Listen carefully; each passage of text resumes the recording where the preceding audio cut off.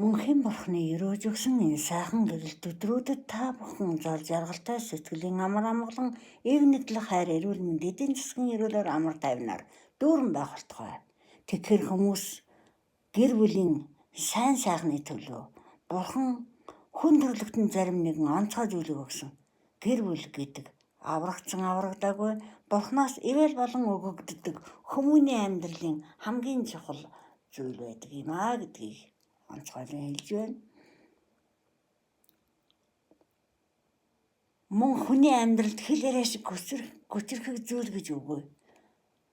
За Библийн мэдлэггүй хүн үргэлж тамаар асууж явдаг. Яагаад гэвэл түүний зүрхэнд Библийн мэдлэг байхгүй учраас тэр дураараа өөрийнхөө бодлороо бүх зүйлийг хийж, хараад зүхэж, хүнийг буруутгаж, доромжилж, хэл амаараа дайрч яг л сүлбэгч элд шиг байдаг. Муу үгс нь яг сүлбэгч элд шиг байдаг.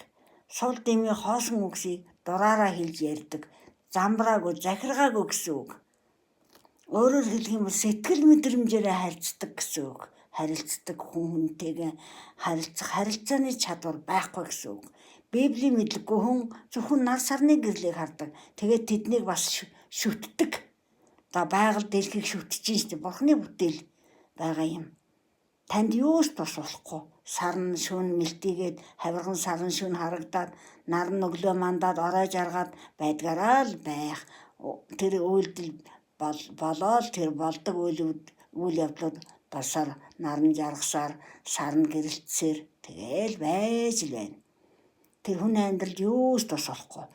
Есүс Христ бол шүүгч, аврагч юм. Есүс Христийг хүлээн зөвшөөрөх итгэх нь аврал бөгөөд Есүсийг хүлээн зөвшөөрөхөөс татгалзах нь шүүлт юм.